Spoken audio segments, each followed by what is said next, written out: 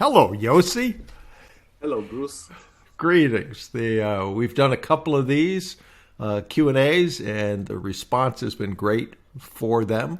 And so you and I have worked together for a while. You've completed your first deal. So wanted to give you an opportunity to be heard by the people that'll listen to this and kind of what's happened, how you came to work on this acquisition program, and what your journey's been like. So maybe to start with, just how you came to find me, and why this was something you wanted to do. Well, I've um, I've been searching. I would say in general, before even finding you, I was searching for something else. I was pretty much stuck in my day job. Hmm. Nowhere. I came to some kind of a glass ceiling, as I see it.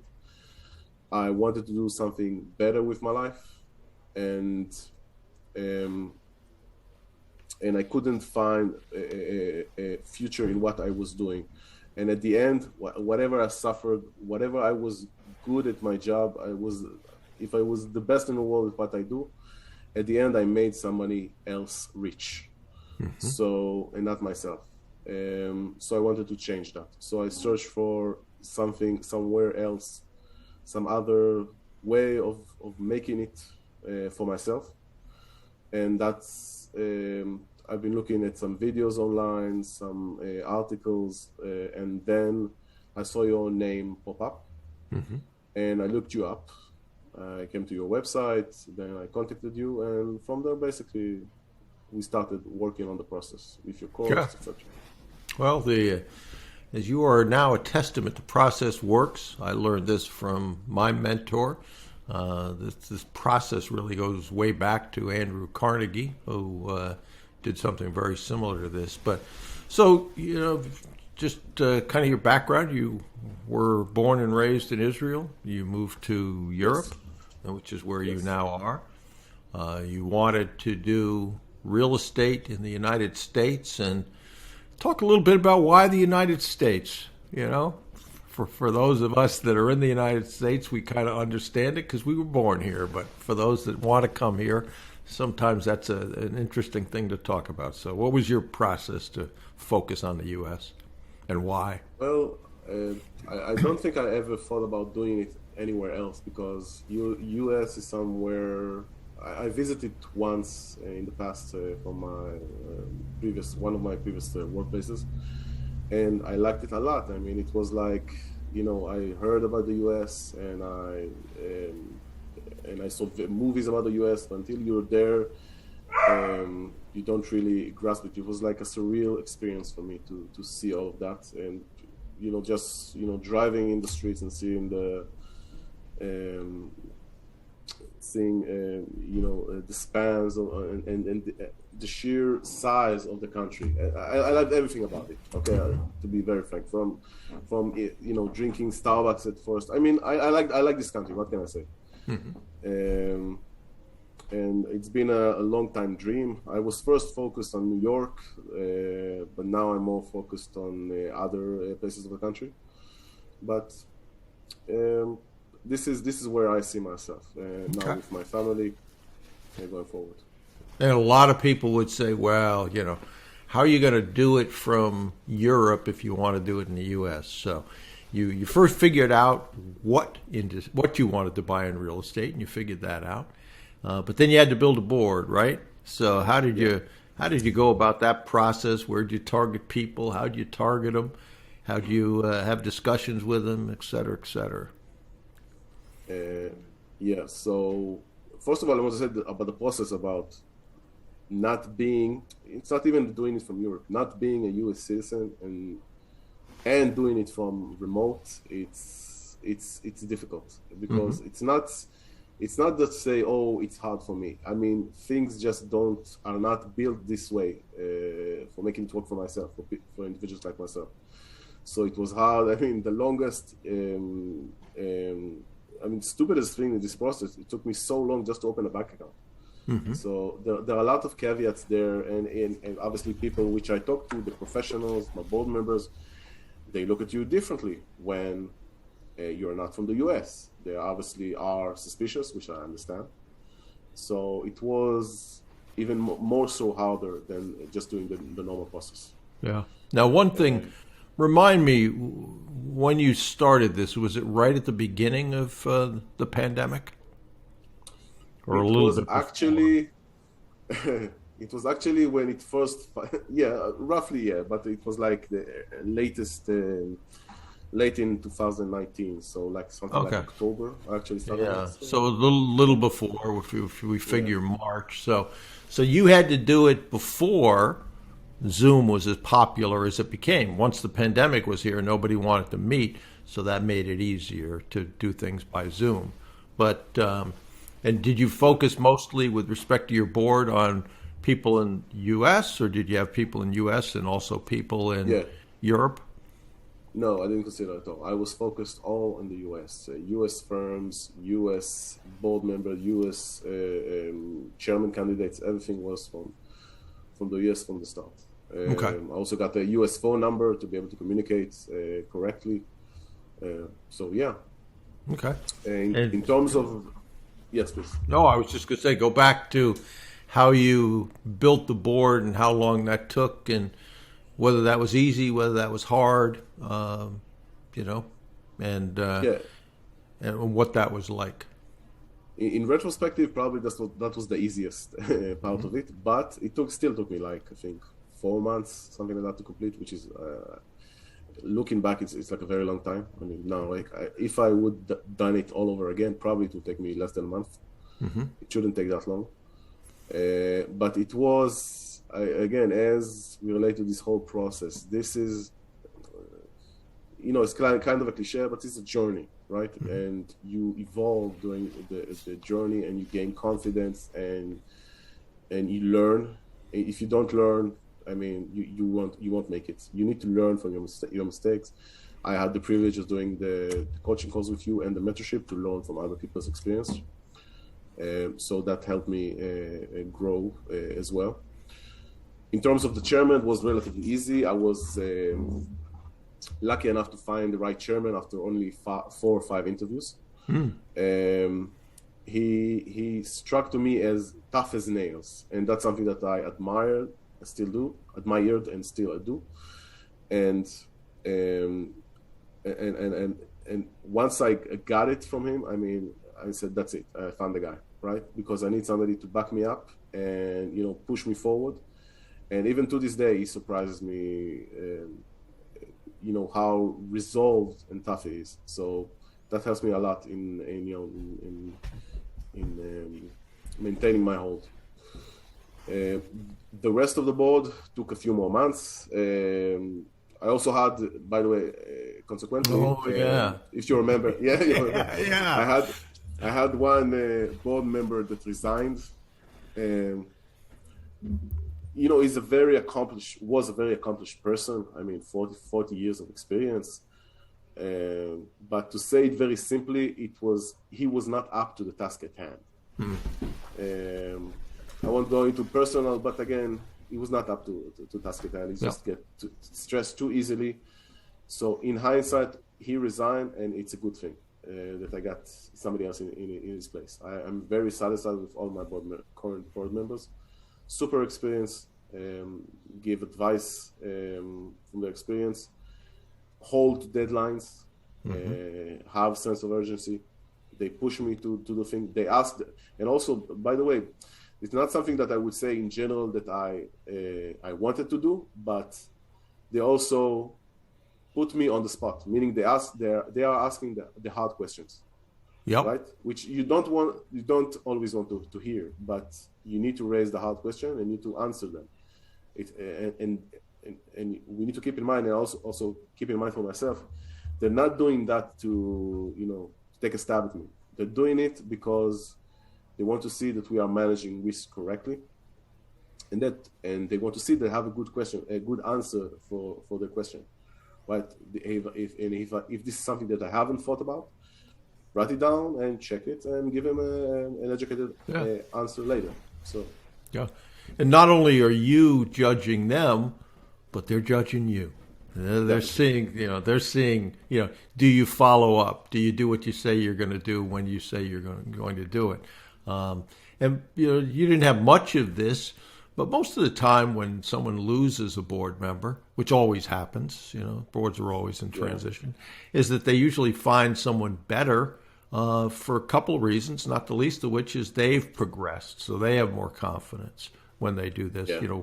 One of the things you commented on some time ago is that because we've, as you said, you've been through the courses and we've done group coaching together for quite a while, is you go back and those are all recorded. So you go back and you look at the early days, right?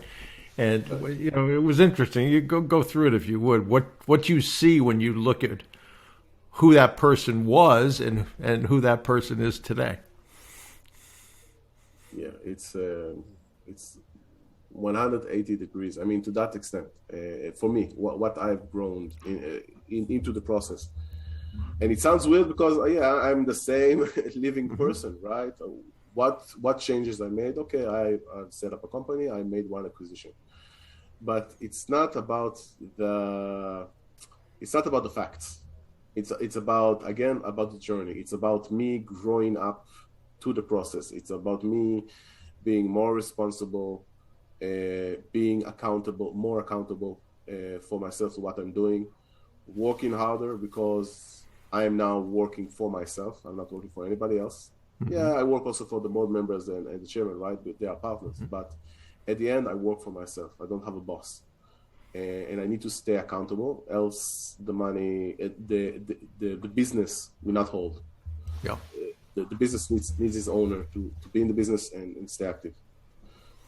And you said something that you could relate to something Deborah said, that she said in the beginning she was a scared little lamb, and that she's not a scared little lamb anymore. And a lot of people look at that and they say, well, I don't know if I believe that or not. But you said that was something you could relate to when you looked at the kind of the before and after of you.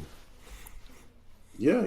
I don't think to the extent that I was a snowflake. I wouldn't say that. But I mean, and, even say everything is relative, right? I came to do something that I wanted, right? I pushed the button. I took action. But the thing is, I'm so much a different person now than I was, that I'm just seeing the video and I'm saying,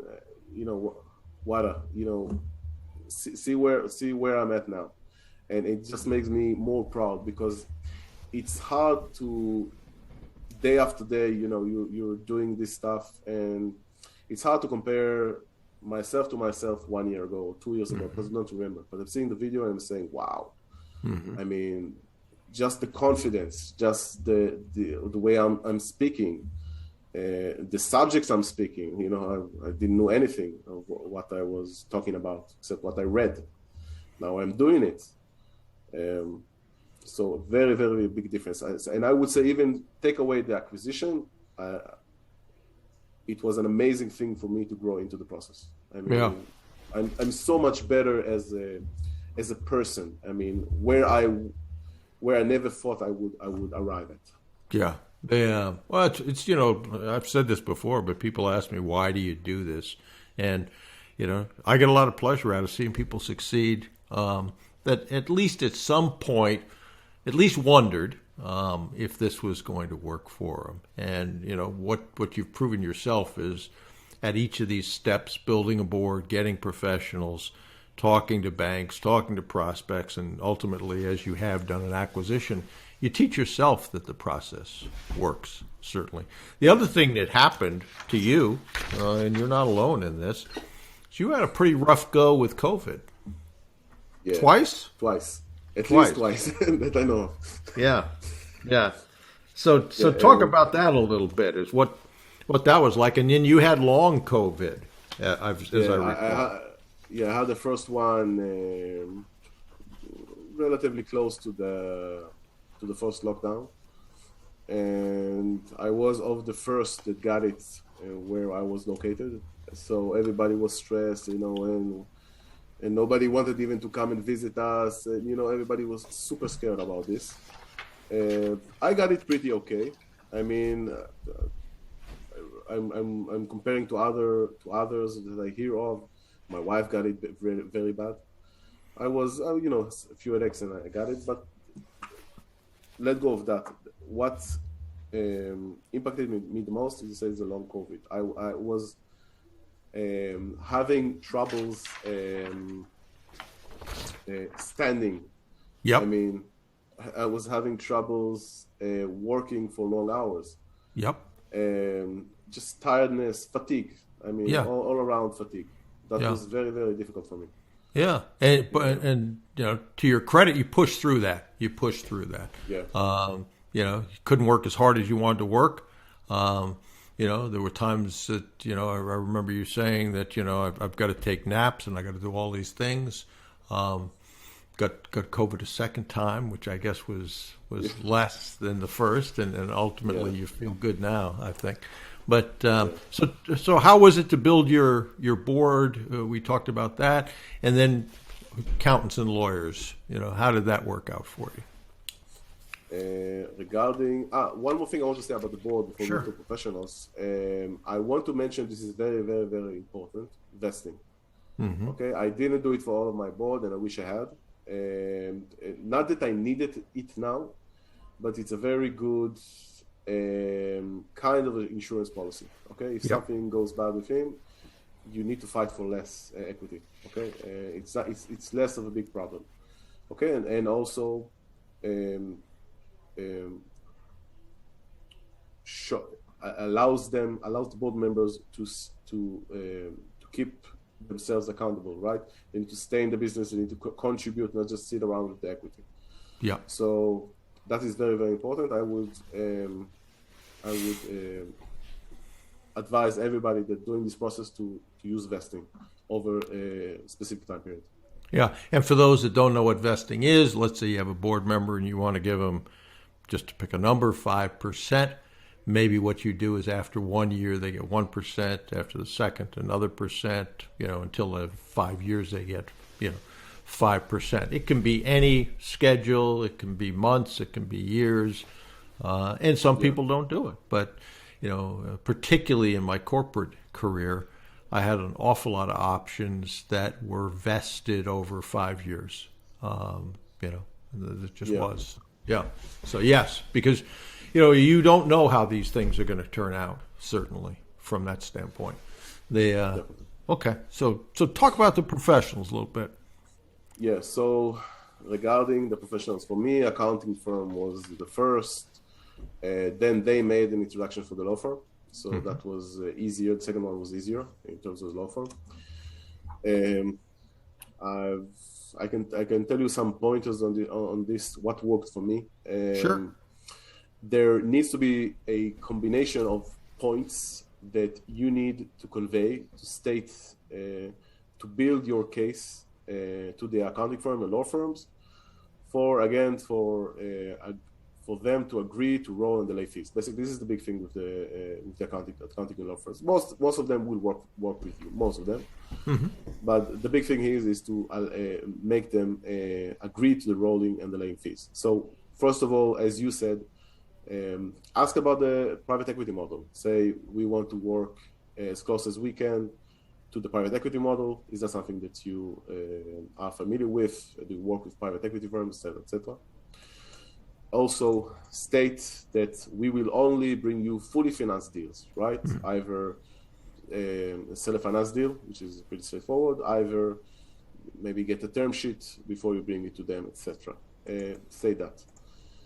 Also state we will perform the initial due diligence inside the board before the actual due diligence, meaning we will get profit and loss statements, every data relevant to the business before we start the diligence.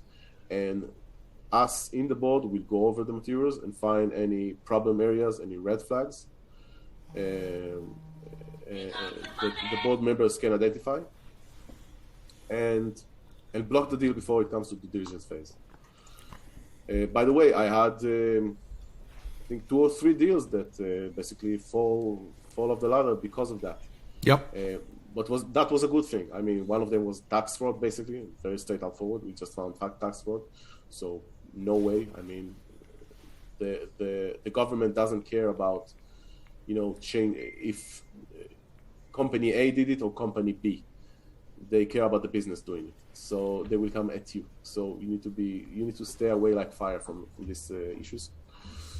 Also states that we are going to do a series of transactions and we are looking to build a long-term relationship. This is like a key word for all of the firms. They want a relationship, right? Mm-hmm. So state it. Tell them we want a relationship. We want the firm to work with us from the zero phase to the exit phase. So, and that's a series of fees for them, right? Yeah, so, exactly. Yeah. So rather than a one-off deal, whatever your number is, 50, 20, 100, they're going to look at that revenue stream, right? Yeah, definitely. Now ask them a question. So then you need to come to the question. Would it be possible for you to roll and delay fees from transactions that had problems going through? Meaning fees related to due diligence and M&A work. It's important, state that you're not talking about fees outside the transaction, meaning only M&A related, mergers and acquisition related. State that is very important. Then shut up, right? Let them talk. Else, if they're asking, well, can you clarify what you mean? Then give them an example. For example, blah, blah, blah. Give them the example that you see is the optimal situation. And shut up, let them talk. Let's see what they can do, right? And clarify, maybe they forgot. Sometimes they forget, even though I talked to them 1 or 2 minutes ago. Tell them, remember, we want to work as close as we can to the private equity model. We will only bring fully financed deal. We'll do the initial due diligence inside the board. We're going to do a series of transactions. We're looking to build a relationship. State all of that. Will you be able to do this kind of a transaction model? Keep on it. And even if they say no, keep at it. Yeah. Right? And one of the things you want to point out is that, and keep in your head, is you are interviewing them, not they're interviewing you. And one of the questions I like to ask is, we're going to, and use it several times, we're going to interview several firms. What do you think we should know about your firm, which separates you from the other firms we're going to talk to? Now they're selling you, right? You've taken back that power in that discussion. So, but those are all great points. And, basically what you went through was to be able to say to them, look, we're going to do our work on our end before we pass you a deal, so that we have as much confidence as we can that this deal is a good deal and is going to go forward. Can stuff happen? Absolutely. But we're trying to limit the amount of crap that we just throw across and say, hey, work on this, and then they find the things that ultimately we should have found at the board level, right? So we're doing everything we can to pass good deals to them. Definitely. And I would say, like everything in this process, don't do it small and shy. I mean, if you're going to find law firms, approach 20, 50 law firms. Don't approach 1 or 2 accounting firms. You approach 50, because there will be a hit ratio. There will be some firms that will not come back to you. There are some firms that don't want to continue past the first call. There will be some firms that after the second call, you will get an engagement letter completely not related to what you talked about. Yeah. So,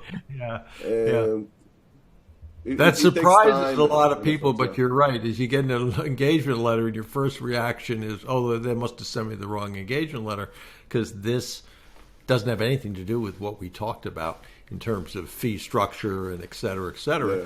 Yeah. And I think the other thing that you've learned, as most of us have, is that you want to be sure who you're talking to. Who can approve this alternative fee arrangement?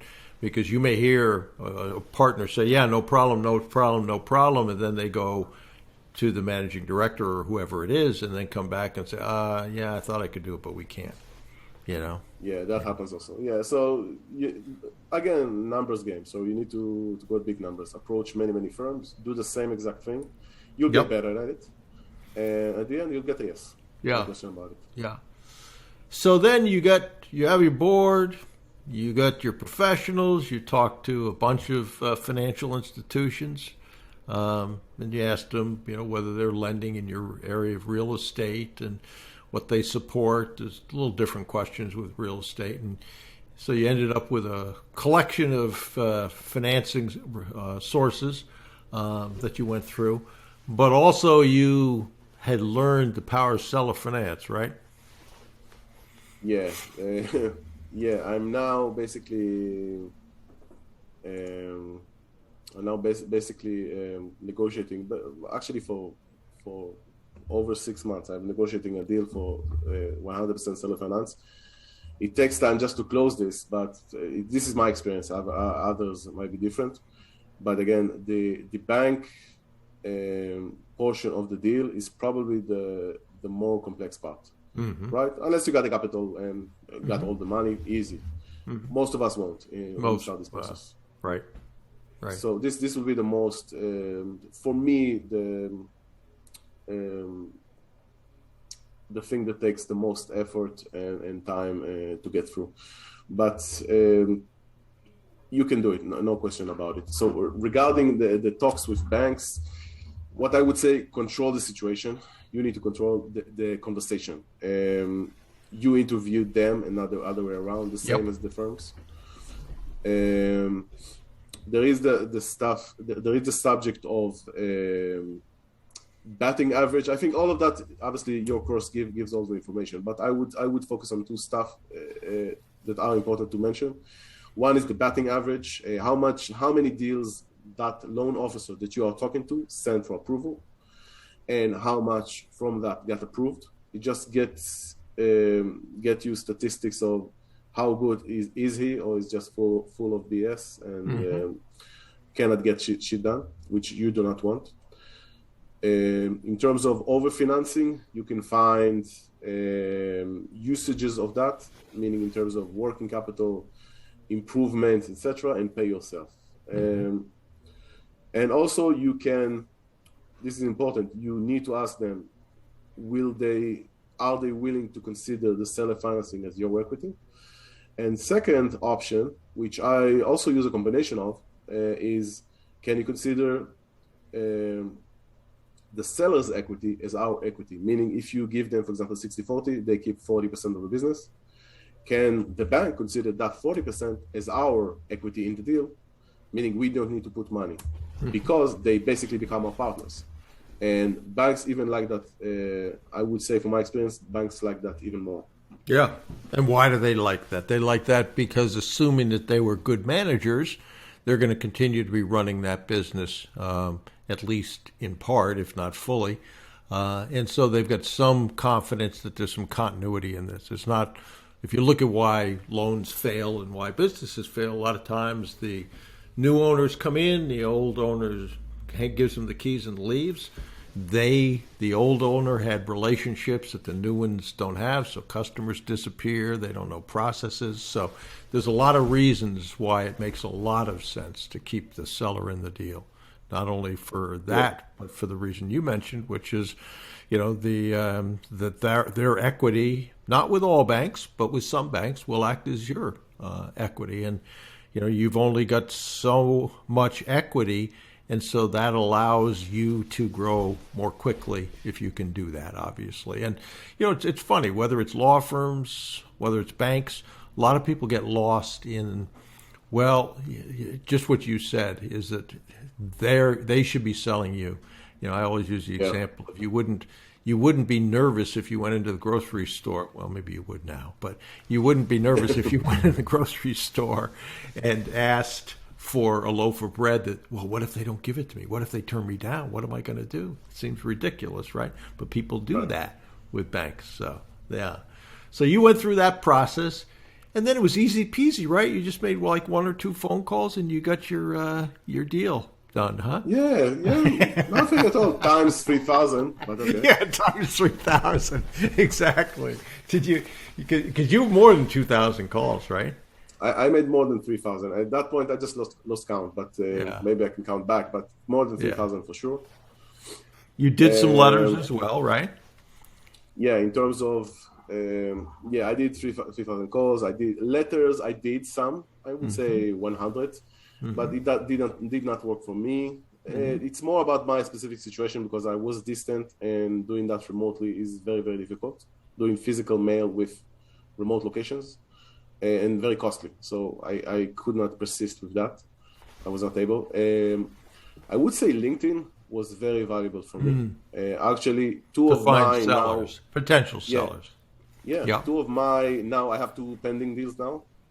Signed LOIs came from there. So very, very helpful. I would advise that to anybody that wants to get Which ahead. essentially, not 100%, but that's essentially free, right?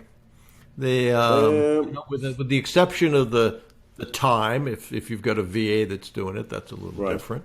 But other than the monthly fee, you're not paying postage, you're not paying for calls, you're not doing any of that. So, Yeah. so By the that's way, you don't have to pay to an extent, yeah, some certain amount. But if you are limited with funds, you can do it without paying it. The normal yeah, LinkedIn, less yeah, efficient, but you can. yeah, yeah. So Also, what was that experience? Oh, go ahead, go ahead. yeah, I just want to mention two more things that I tried and Yeah, did. It was Woodpecker email yeah, campaigns. yeah. Was somewhat successful, but I didn't get an actual lead that made a deal from that. SMS messages, I used SMS.studio. Would very, very easy for me compared to any other SMS software. And I got good with it, and I got quick results because are you willing to sell your product? Yes, no. Yeah. Willing to sell your business already? Yes, no. Yeah. Um, so very easy, then you can follow up, and that's that. In terms of brokers, that's actually I think what Oh yeah. I did the most. Brokers and LinkedIn, the things that I use most currently. Basically, public listings. I get now some private listings, which is good also. Um, I reviewed. I think to date, by the way, we're doing this. I'm doing this for roughly over more than 2 years, right? I think I reviewed hundreds of deals, maybe even more than 1,000. So if not, if not, I obviously not made this amount of deals, but at least I've substantially improved my deal analysis skills Yeah. because I know where to focus on when I see the profit and loss. I just go directly to numbers. If that number works for me compared to the selling price, then I continue on. I don't need to read the whole thing. Usually there's a lot of bullshit in the broker's materials, a lot of bullshit. And a lot of it which surprised me is just not true. Yeah. Yeah. To say the least, just play around with the numbers just to say the most, to make it look more desirable. So you need to know what to stay away from. The other thing that people sometimes don't realize is a broker is absolutely not your friend. A broker is working for the seller, Yeah, right? So be careful what yeah, you say. Can you work with brokers? Yeah, you can work with them. Just understand who you're working with. And so, 3,000 calls is a lot.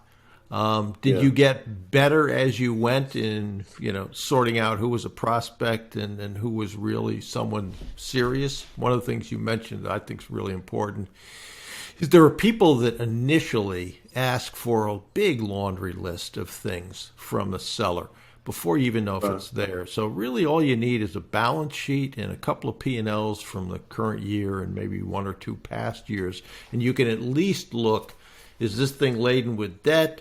Is from the balance sheet, is it a pretty clean balance sheet? And do they make a profit? And you ought to have what the size of the transaction you're looking for, whether that's if you were looking at apartment complexes, how many units, how much in revenue minimum, what the percentage of profit is, that sort of thing. So that you know what you're hunting for. An awful lot of people waste time on going through that whole process and then saying, oh, well, they don't make any money. So the more you can identify those type questions before you even get the documents is that here's what we're shooting for in revenue, here's what we're shooting for in profit. Do you fit into that category?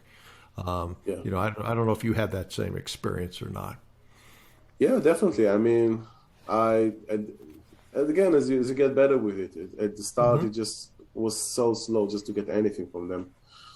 Now, I just send me I'm in real estate, so, right? So I'm asking for profit and loss and rent roll, right? You can ask for if other business, profit and loss and balance sheet, right? So just Yep. get those numbers, focus in what I am doing, just focusing on the bottom line.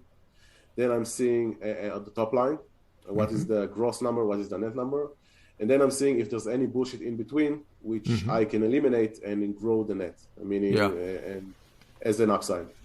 That's And it. to your point, in the beginning you didn't know how to do that, but you learned. It's not that complicated, right? But you Right. learned it. So in the beginning you lean on your board to teach you that. After a while, you can go through that in 5 or 10 minutes if you get that Definitely. information. Yeah, Definitely. yeah, it's much quicker. The so you talked to a lot of people. You had a lot of people that said no or whatever they told you. Eventually, you found some deals. As you said, we went through deals that worked. You went through deals that didn't work, and eventually you did a deal which is now complete. So, Right. I want you to hit the highlights of what you learned from that process. Yeah, so the first deal. Well, it took me around, actually, I don't remember exactly. I would say 3 to 4 months, something like that. But still way too long. We had many delays with the PSA. I mean, now I'm seeing that there's so much back and forth about, stupid terms in the purchase and sale agreement. There are things we need to insist on. There are things we cannot, but so much back and forth. I would say don't waste time. You said a great sentence in the past to me that I still remember and try to do to implement in everything that I do is that don't rob people of time. I would say in this case, don't even rob yourself of time. I mean, if somebody sends you a message and you need to review it and send back or send to somebody else to review, do it on the same day. I mean, don't wait.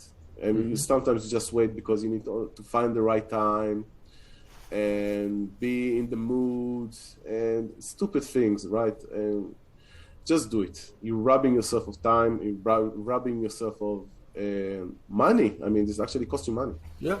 So, Yeah, and one of the things that I don't know if you had this, but a lot of people have this is they talk to someone, prospect, board member, law firm, whatever, and in about the first minute or two, they realize this is going nowhere. But the person on the other side wants to talk, and they, quote, don't want to be rude, so they let them talk. And I always say the same thing about that. Time, especially the older you get, is more valuable than money. And you can make money back when you lose it, if you lose it. But time you can't get back. So, think of time as currency. And, okay, am I going to let that person take another 39 minutes, or I just end the call after a minute when I know? And you don't have to, you can if you want, but you don't have to be rude in that process. I've got some really strict criteria. It doesn't sound like you meet that criteria. I don't need to take any more of your time. And off you go, right? You're probably never going to cut it on the stop. Yeah. Important. You need to stop. Definitely, it's part of stop caring what people think of you, especially people you don't know. I mean, work for yourself. Don't work for other people. I mean, this is. And you're never going to talk to them almost ever again. Yeah, right. Maybe. So what do you care? I mean, but who cares? Maybe. Yeah, who cares? It's not the person that I care. I care about myself and my family. Me personally. That's it. Yeah. So, yeah. Also, I had please. No. Go ahead. Okay, so I also had problems with the title company. I had also several conversations with the seller that almost broke the deal. Mm-hmm. I had to push it for what we needed in the deal, but there was 2 points which I basically came to a standoff. And if I would say, I would push one more, that's it, deal done. I mean, they'll say no. I mean, you need to know when to stop. If you care, if you care about the deal, if you want to move forward with the deal, right? And sometimes those can be almost things that don't make any sense, but are emotional items, right? Yes. Once it becomes emotional, the deal is it's a problem. You need to stay back or do it very, very carefully. And I think, by the way, both of these cases I pushed too hard that it became emotional. So once I need to stay back, reevaluate, and then I move forward again in some sort of a compromise. Yeah. yeah, at the end, it comes down to how much you want it, as first deals go. Um, Also, I want to mention, we talked about it a bit a few minutes ago, but I want to mention something that my industry expert, and not only him, told me that brokers lie. He said it, brokers lie, sellers lie, and they always do. I mean, now I didn't find anything wrong with the deal until I closed it, Yeah. but I found some things a week later, and pretty straightforward, they lied. Okay, it doesn't mean necessarily they're saying that X is Y. No, they just don't disclose X at all. Yep. Yep. So that's also sort of a lie. And why? Because it has direct implications on me. So keep that in mind. Do not keep hearsay as any kind of truth. Check, verify. Trust but verify. Yep. Trust but verify. You're absolutely right. Yeah. Yeah. Turn every rock, ask every question in the diligence phase, even after. I mean, even at closing, you're not really obligated to close. You can back off if you find something significantly wrong. If there's a fraud or some kind. So check and verify, trust and verify. That's that. And then you had issues. You mentioned it earlier, but even opening a bank account, right? You know? Yeah. Oh, that was brutal. I opened the bank account. I opened two bank accounts because I have a holding company and another company. And for the company that runs the business, I actually got it open only a month after the the business was bought. So that caused several issues, as you can imagine, even with collections, even with the first mortgage payment. I bought the business. There is some kind of mortgage there. In my case, seller finance. Portion of it was seller finance, so I need to pay the mortgage unless I lose the business. So it causes some issues. And as you said, Bruce, and I said, yeah, I'll deal with it. You said that running the business is the real hard part. That's the hard part. I agree. There's so much things to take care of now. I don't know how it compares, but it's definitely. I would say it's hard, but it's like complex. There are many things popping up that you need to, juggle a lot of balls. Yeah, and even to the point of you said, well, I got to, especially you're not from America, so and even if you are, you might not know these things, but. What do I have to file, and when do I have to file it, and how do you keep track of all those things? And, do I have to pay quarterly taxes or whatever? Those are all. So you eventually got, which was a good thing. You got someone who is not quite an on-site manager, but close to it in that regard. So that certainly helps. And you've learned, since you're in a business where you have rents, you got to keep current, Yeah, I need to collect rents, apparently. Yeah. So, to keep the business running. Your tenants won't push you to do that, but your lenders certainly will, absolutely. Yeah, my bank account will, so definitely. I would say about that a few lessons I can tell you. First of all, get managers in place if you don't have in your business, if not necessarily real estate. Just get managers in place, the right people, on day one. Don't wait for day 3. Don't make a plan a week after you buy the business. No, before that, because you will run into havoc on day 1. Shit happens. Start checking for that. I would say at closing, because once you pass the diligence, you agree you're going to purchase the business. So start making a plan. Make a plan for running the business. As you said, 6 P's: prior planning prevents piss poor performance. So I can attest to that. I haven't said that in a while, but you're right. Prior planning prevents piss poor performance. Amen. Yeah. So plan and then execute. Simple enough. Start executing on day 1. I would say the business will not wait. The clients will not wait. The employees will not wait. Shit will happen. Execute and don't fall asleep. And only you will wait for no apparent reason, and only you can fuck up the business beyond all recognition. I did not, but I'm saying you need to stay hands-on. I mean, the business will not run itself. Yeah, there are managers. You have a, company manager, whatever, or for me, it's a property manager, but he needs oversight. He, Absolutely. It's a, I'm glad you mentioned that because I mean, it's fun doing deals, right? And it's a lot of work, but yeah, it's fun doing deals. And, yeah, it's easy to become a deal junkie where you said, okay, that's done. So it's going to run itself pretty much. I'm going to focus on the next deal. And then you look back and you go like, oh shit, we got big problems.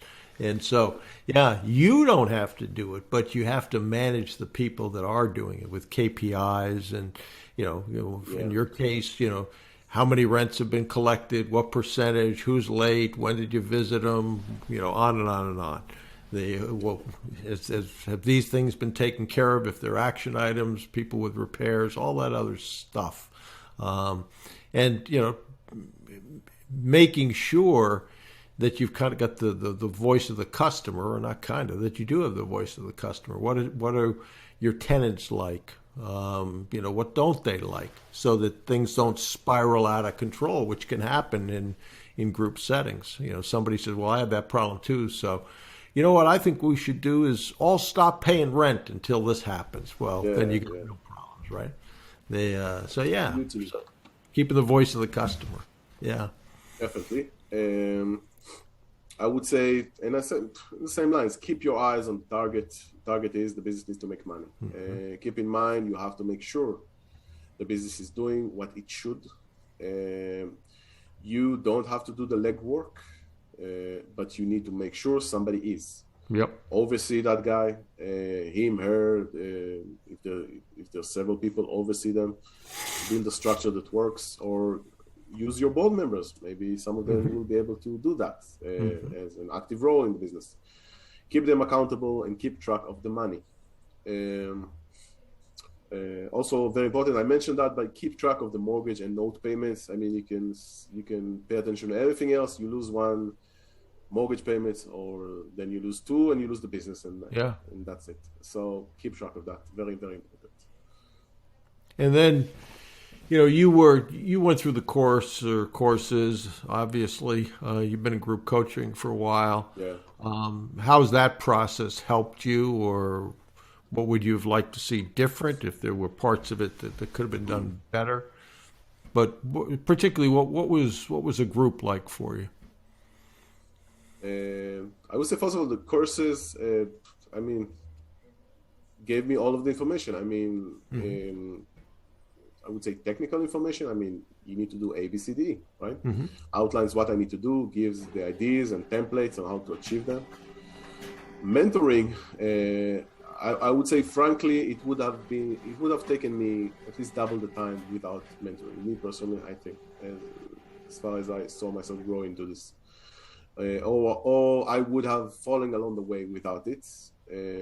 I think that eventually I would have made it, but again, I don't know in hindsight. But having you on my team as my mentor, I consider you as part of my team. Although obviously you don't take active part in my business, I consider you as part of my team, right? As my mentor for acquisition skills. You held me accountable during using reports, asking the questions: what's going on? What's new? What's your struggles? What can I help you moving forward?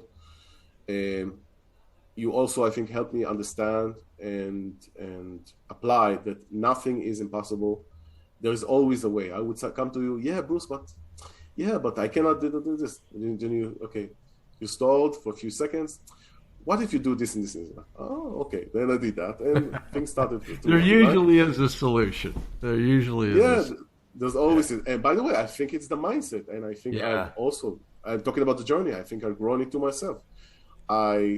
When I heard it at the time, don't take no for an answer. It's not very simple. Yeah, no, okay, keep at it, try something else. But it's the mindset, it's not the word no. I mean, when you have a problem, find a solution. There's always a solution. The problem in some cases is no. The problem in some cases is you don't have the money, or you don't have the right advice. So find a solution, find the right person, maybe go to the bank, maybe go to, I don't know, lend some money, find the right people to give you the right advice. Check online. There's many things online that can help you. Mentors, you as a mentor, the group coaching helped a lot to find the right solutions. Yeah. You also, in those environments, you see people doing the same sort of thing and having the same kind of issues if they're on a similar path, right? So, oh, that worked for them, so I'm going to go ahead and try it. Or this didn't work for them, so I'm wondering about that. They and realize that, not everything works. Sometimes it doesn't work because of timing. Sometimes it just doesn't work because it's lousy, whether it's a letter or an email or whatever. But you and one of the things that I taught myself the hard way was I am not my avatar. And we talked about that with with your first acquisition, right? You're not the same as, some of the people that you're collecting rents for. So, rather than you say or me say, well, this is a great letter. Well, how the heck do we know that? Let's send that letter and find out what the results are. That's the answer. Let the marketplace tell you that.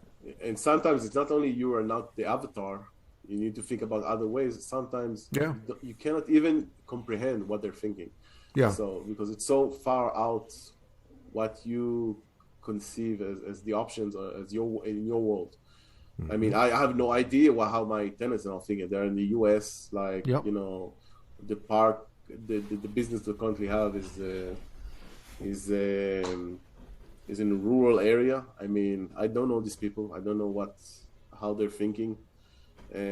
So you need to use advice. I'm using advice from my industry expert. I'm talking with my property manager to understand what's going on, and through that we were able to progress and manage the business correctly. So, yeah, and it's worked. So well, it's I think your journey. One of the things that I consistently see, there's very few of these that everything lines up. It was easy peasy, no problems. It all came together. Everybody that succeeds has a pretty rough go of it. They just do. They go through periods where things aren't working, but most of them that succeed decide, I'm not going to quit. So I don't care how long it takes me. You want it to happen fast, I get that. But that if things don't work out, to keep pushing and to keep trying new things. And you certainly, 3,000 calls, a lot of calls. But now you're also, especially, and you've said this, getting your first deal is a big deal, right? Both mindset-wise, and when you talk to additional targets, you can answer the question of, well, do you own any of these? Yeah, do. Right? Yeah, definitely. I mean, the importance of the first deal is not making money. I mean, the importance of the first deal is, I would say, adding one to your resume, adding one to your portfolio, changing the conversation from have you made the deal and you are not experienced, even not saying that, thinking that, the other side. Then, okay, let's talk, right? Oh, you did one deal? Okay, good. So then just move on to the next conversation. I see it very clearly. Nobody's telling me this, but that question doesn't rise anymore, right? They don't question me anymore. Yeah, well, you probably act a little different. I would say that the first deal is important not to lose money on, because, you don't want to do a turnaround. That you want something that cash flows, certainly. Definitely. Yeah. And also, I want to add what you said. You said that it's important to to keep on the 3,000 calls, etc. I think that what made this process work for me is persistence. I mean, I'm not the smartest guy in the pack. Okay, maybe I would like to consider myself, but I'm not. I'm not with the most means in the pack. I'm struggling with my consistency, but I'm getting better at it. I think the thing that made it work the best for me is persistence. I mean, I don't back off. I mean, I continue, and I had so much downs. I mean, that I wanted to drink, drink 5 beers, go to sleep. I mean, so things, the process, I don't know. I don't know. If at this point, I don't know if it will be like this for the entirety of the process. Probably not. But when I get, they're saying yes, good. So, but then they want another question. The seller, they have another question, and then they have another question. But then they want to revise this term and this term and this term. You need to stay on target. The goal is to make the deal, start the diligence and complete the deal, close it and own it and manage it. That's it. And you need to keep going regardless of the many failures you will have with recruiting board members, with law firms, with accounting firms, with with the cold calls. There's the one deal that the call that I keep mentioning, that I made so many calls. I think it came after like 2,000 calls that I called somebody. Then I think I left him a message, although probably shouldn't. But then he called me back, left me a message, and he told me, "You want to buy my business? F you! Don't ever call this. Don't ever call me again, right?" And maybe in the past I would treat it, oh damn, what I'm doing to people. Oh wow, I don't want to get this. I just laughed so hard, seriously, Bruce. Yeah. I didn't care. And this is the mindset you develop into. You don't get it on day one. You cannot get it on day one. Yeah. You just don't care. You want to get deals done. This is what you want, and you work towards it, and you let go of all of the other bullshit. That's it. Pretty straightforward.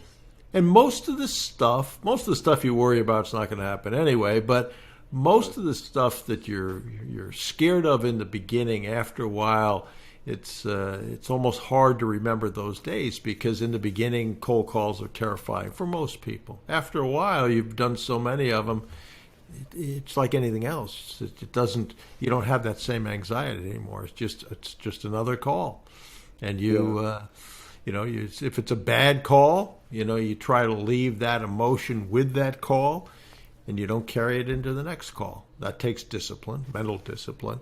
But yeah, I'm glad it worked out the way it did for you. I'm glad you got the first deal done. You've got a bunch more that I'm sure you're going to get done. And that's fun to watch. So good for you. Any parting thoughts that you would pass on to people? I would say, you can make it work. Mm-hmm. You will doubt yourself. I mean, there was a question that I think in previous Q&As, right? I think you asked them, did they question themselves? And they say no. Which, okay, maybe that's true. Did they want to quit? Name the three times you wanted to quit, right? Yeah, I don't remember the 3 times, but I think about it from time to time. Just the thought pops up. I don't really, I want to quit. No, just thought pops up. And I just play the game. Okay, what will happen if I fall down now? Okay, maybe a bunch of people will be disappointed. There will be some havoc. We can fix that. But then, day one after that, what will I do? I mean, I will go back to my shitty, let's not say shitty, okay? My work. Less than you can be job. Yeah. That's a day job. Yeah, now it's my bread and butter, okay? So I don't want to be that person, but to go back to your day job, be disappointed of the day-to-day, go back to home, watch TV, spend your days on the sofa. What's the alternative? I mean, and I'm so not that person anymore. Mm-hmm. I mean, I want to make shit done. I want to succeed. I don't know if you talked about my motivation. I grew up very poor, very poor. I have only one story I can tell about this to sure. Probably people were poorer than me. I mean, but at some point, the only thing we had at home in terms of food was sugar. So my mom took the sugar, put it on a pan, and make some candies, and this is what we ate for, I don't know, a couple of days. Mm-hmm. So this is how poor we were. This is the whole thing that we ate. So for my experience, what I want to do, my why is that I want to take care of my family for generations to come. And I think with this process, I can. Mm-hmm. I believe I can. And I don't want them ever to suffer as I did. So I think everybody needs to find his why and find a strong why. That's my motivation. I mean, I wouldn't say every day keeps me awake and up. I mean, you need to find the day-to-day stuff that that excites you, and to make this shit work. For me, it's doing another deal making, sort of a deal junkie. But Mm-hmm. obviously, to solving problems is something that I like, and this whole thing is solving problems. Yeah, This is the and you one get better problem at it, after the right? other. Yeah, definitely. After a while, and this happened in the corporate career. It also happened in this. The name changes, the specific circumstance might change, but it's pretty much been a problem that you've solved before. And Yeah, so, the first time you have problems collecting rents, it'll be like, well, that's a problem. But after a while, you'll say, okay, did we do this? Did we do this? Did we do this? yeah, And you've kind of been there before, so So it's the experience of it. But you're absolutely right. Is that most people do reach times when they say, is this really worth it? Is it really going to work for me? And I say it a lot: is that negative thoughts are like weeds in a garden. You just got to pull it out. Recognize it's there, pull it out, throw it away, and replace it with what you want to have happen, and then get on to working the problem basically. Well, good. Well, I appreciate you doing this. As I said thank a you couple times with the other people, you didn't have to do this, Yossi. I'm glad you did. I'm for sure. glad to Happy see to it's have you. working for you, and just one of many to come, I expect. Oh, so many to come. Yes, yes, yes, Yeah. definitely. Good. Well, thank you again. Thank you very much. Okay.